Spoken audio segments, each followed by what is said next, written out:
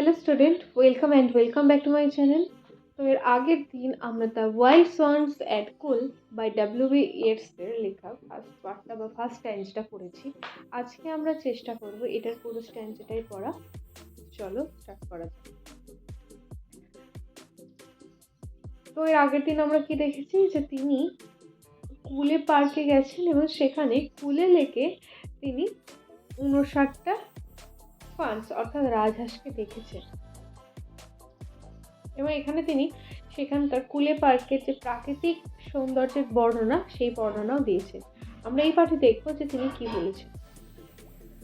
The 19th autumn has come upon me since I first make my count. অর্থাৎ আমি যেদিন শেষ গণনা করেছিলাম, অর্থাৎ তিনি যেদিন প্রথমবার এসেছিলেন আজ থেকে 19 বছর আগে, তিনি যখন প্রথমবার গিয়েছিলেন তখন সময়টা ছিল 1897 আর তার তখন বয়স ছিল 32। আবার তিনি কখন যাচ্ছেন? 19 বছর পর। কত সালে? 1916 at the age of 51। 51 বছর বয়সে তিনি আবার সেখানে গেছেন কুল লেকে। তাই বলছেন আমি যেদিন গণনা করেছিলাম তারপর থেকে 19 বছর পর এই অটম আবার আমার উপরে এসছে, আমার কাছে এসে হাজির হয়েছে। I saw, আমি দেখলাম, before I had well finished, মানে আমি এটা ভালোভাবে শেষ করার আগেই all suddenly mount, অর্থাৎ আমরা যখন কোনো জিনিস দেখি বা কোনো জিনিসের সৌন্দর্য উপভোগ করি তখন হঠাৎ করে যদি তারা উড়ে চলে যায়, অর্থাৎ এই রাজহাঁসগুলো যখন উড়ে চলে যায় তখন মনটা কেমন একটা বিষাদগ্রস্ত হয় না? তাই এখানে তিনি বলেছেন মাউন্ট মানে হচ্ছে উঠে গেল। And scatter filling in great broken ring. Filling মানে হচ্ছে যে চক্রাকারে, আর স্ক্যাটার মানে হচ্ছে যে ছড়িয়ে পড়া। তারা চক্রাকারে ব্রোকেন রিং অর্থাৎ ভাঙা বৃত্তের মতো ছড়িয়ে পড়ল। ভাঙা বা বিচ্ছিন্ন বৃত্তের মতো ছড়িয়ে পড়ল।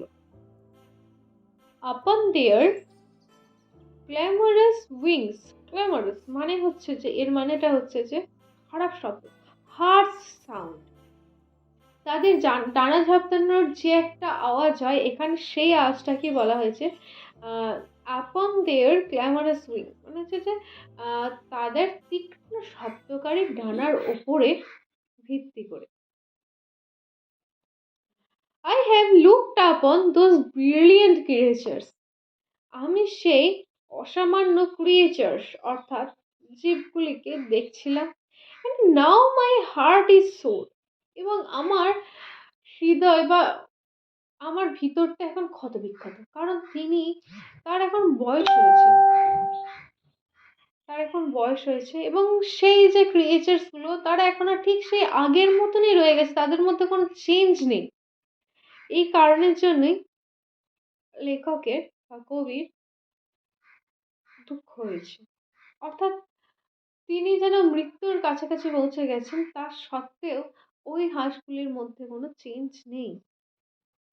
All changed since I hearing at twilight, সবকিছু বদলে গেছে যেটা আমি শুনেছিলাম টুইলাইট অর্থাৎ গোধূলি লগ্নে আমি যেটা শুনেছিলাম the first time on this shore, এই প্রথমবার এই তীরে এসে আমি গোধূলি লগ্নে যেটা দেখেছিলাম বা শুনেছিলাম সমস্ত কিছু বদলে গেছে। The bell beat of their wings above my head. Bell beat মানে হচ্ছে তাদের ডানার যে শব্দটাকে এখানে সেখানে বেল বিট বলা হয়েছে। তার ডানার যে শব্দ আমার মাথার ওপরে ছিল। Trod with lighter tread, অর্থাৎ আমি গুটি গুটি পায়ে বা আস্তে আস্তে গুটি গুটি পায়ে চলেছিলাম। Onward still, lover by lover. Onward হচ্ছে onward still, অর্থাৎ আনওয়ার্ড মানে হচ্ছে যে এখনো অপরিবর্তনীয় আছে, লাভার বাই লাভার অর্থাৎ আমরা দেখতে পাবো, আমরা জানি যে এই রাজহাঁসেরা জোড়ায় জোড়ায় থাকে, কিন্তু এখানে কবি মানে 59টা বলেছেন, 59, অর্থাৎ এখানে জোড়ায় জোড়ায় ঠিক হচ্ছে না। তাও তিনি এখানে বলেছেন, অর্থাৎ তিনি যেন এখানে একটা দুঃখ প্রকাশ করতে চেয়েছেন। দে প্যাডেল ইন দ্য কোল্ড, তারা এখনো শীতের, দে প্যাডেলড ইন দ্য কোল্ড, তারা ঠান্ডাতেও ঠান্ডাতেও সাঁতার কেটে বলছে। প্যাডেল মানে হচ্ছে সাঁতার কাটা। কম্পেনিয়ন এবেল মানে হচ্ছে বন্ধু, বন্ধু বা সাহায্যকারী। Streams or climb the air, streams মানে হচ্ছে জলস্রোতে বা বাতাসে ভেসে চলেছে। প্যাশন অর কনকোয়েস্ট, প্যাশন মানে হচ্ছে আবেগ, আর কনকোয়েস্ট মানে জয়। ওয়ান্ডার হোয়ার দে উইল মানে তারা যেখানেই ঘুরবে। অ্যাটেম্প্ট আপন দেম স্টিল, তাদের সাথে সেখানেই থেকে যাবে। অর্থাৎ এগুলো তাদের মানে ভিতরের বিষয়, যে ভিতরের বিষয়।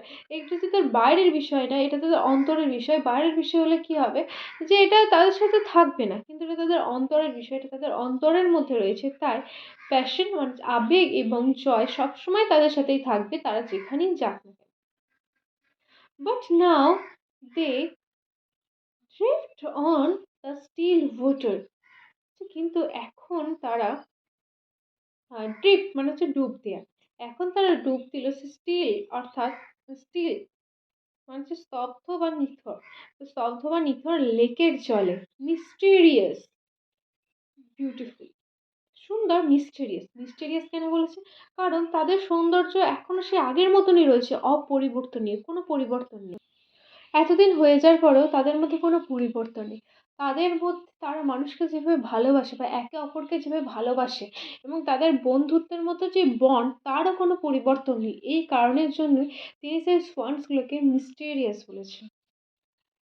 এমন what rushes will they build, rushes মানে হচ্ছে ঘাস, অর্থাৎ এমন what they build will they build মানে তারা তাদের যে ঘর থাকবে, সেই ঘরে মানে তাদের যে ঘর তৈরি করবে যে ঘাসের মধ্যে। By the lake edge or pool, by what lakes edge or pool, তারা কোনো পুলেতে বা ওই লেকেরই কোনো একটা কোণাতে মানে কোনো একটা ধারেতে বানাবে। Deloitte man Sai when I, Deloitte man সাই মানে হচ্ছে যে মানুষের চোখকে শান্তি দেওয়ার জন্য, আনন্দ দেওয়ার জন্য। হুইন আই অ্যাওয়েক সামডে, যখন আমি কোনো দিন ঘুম থেকে উঠবো, to find they have flown away, আমি হয়তো খুঁজে পাবো যে তারা উড়ে গেছে। অর্থাৎ এখানে যে কবি হয়তো বা বোঝা যাচ্ছে, যেহেতু তিনি অ্যাট দ্য এজ অফ 51 তিনি এটা লিখছেন, তিনি তার মৃত্যুকেও বোঝাতে চেয়েছেন যে মৃত্যুর পরে আর তিনি এটা দেখতে পাবেন না।